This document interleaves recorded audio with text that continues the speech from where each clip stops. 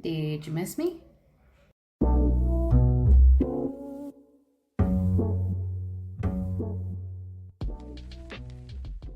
Welcome back to my channel. I am the one that they call Peachy Pie, and you are most welcome to join me here.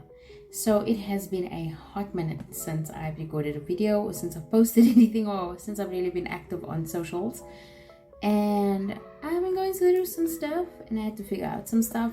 And just know that I am a better person for it, and I am here, hopefully back full-time.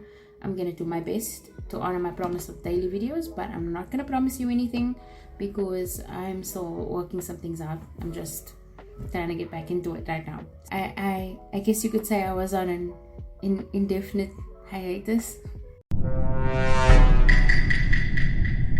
But yeah, so today we're gonna talk about Linkin Park and the controversies surrounding them. Linkin Park, what's going on with Linkin Park?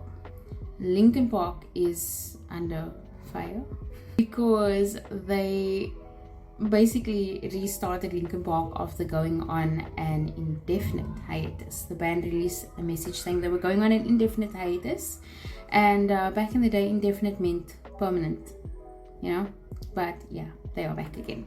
And if you don't know who Linkin Park is, they are one of the greatest bands, I would say, of all time, and most influential, to be honest with you. They influenced many other performers and other styles of music. I can't even list them, but if you have not heard of them, where have you been for the past 20 or so, maybe even almost 30 years? But yeah, so they are phenomenal.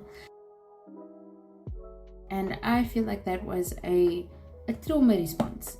And the reason I say that is because they had lost their friend. Chester was a friend and family member to all of the members of the band. Remember, these guys were touring, they were together for a large chunk of their lives. They had families, they supported each other. They were a family. They didn't just work together.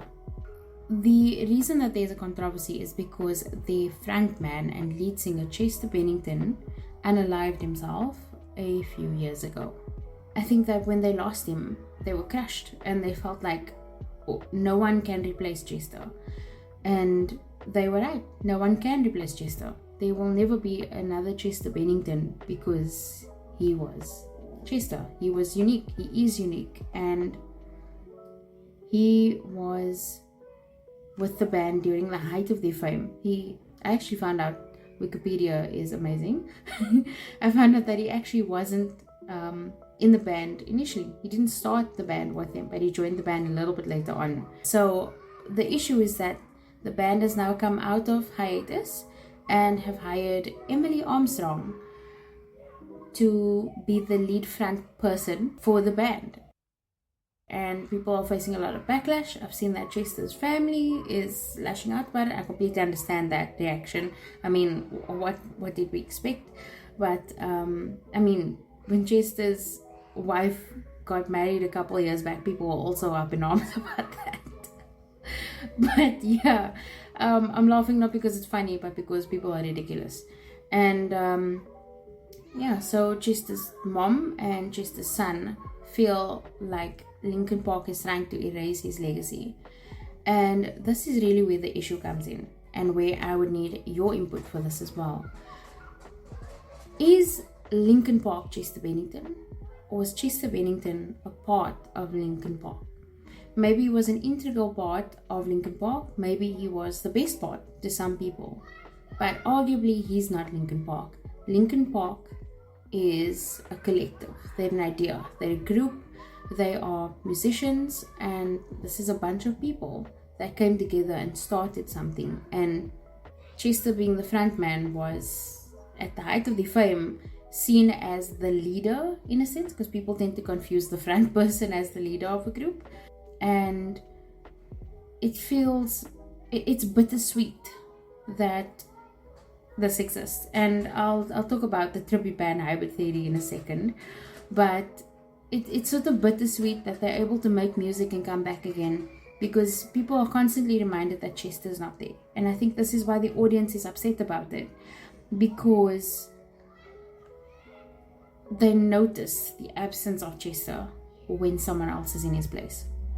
But Chester is not Linkin Park. So Linkin Park is the band.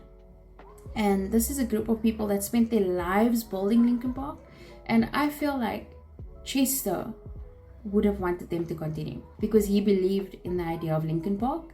And I think that everybody should support them moving on, because I think that's what Chester would have wanted. He would have wanted Linkin Park to continue. We got to remember that the trauma of losing someone, especially someone in such a horrific and abrupt way, it's gonna hit you really hard. It's sort of like an visceral response, something that comes from deep inside of you as a response to this major trauma that you've experienced, and you don't actually think about what you're saying. So I think the band was just mourning, and they were like, we're not gonna do this anymore because we can't see a way forward to do it with him.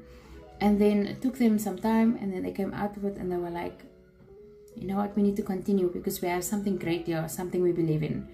And I'm so glad actually that they are coming back, that they are moving on, and that they are doing what they need to do, because I think it's the right move. That's just my personal take on it. Sound off in the comments if you disagree. Now, hybrid theory. Hybrid theory has been around for a while. Hybrid theory is a Linkin Park tribute band, and don't get me wrong, they are good. They are so incredibly good. And they mimic Linkin Park really, really well. Even the lead singer mimics Chester Bennington's voice and style really, really well. But it's kind of weird. You know, I feel like they're a little bit weird. Because I feel like if Linkin Park had done what Hybrid Theory did and just hired a Chester replacement, that would have just been like, oh, what the flip are you guys doing? You know, that would have been like, what's going on here? Are we just replacing Chester? And I feel like Hybrid Theory kind of does that. But they do it with the whole band. So, like, can you be mad at them because they're a tribute band? But they are good. And they've been performing. People enjoy listening to them. I don't know. I'm a bit weirded out about that one. But I really don't think like Linkin Park is doing that. I think that maybe they felt that if they chose a male singer, everybody would be like, you're replacing Chester. And so they went with a female singer. But also I think that Emily Armstrong, whom they chose, is incredibly talented. And I really, really think that she deserves to be where she is. And I also think that she is doing an excellent job dealing with all the haters. And I know there's some controversy surrounding her and her friends, Danny Masterson.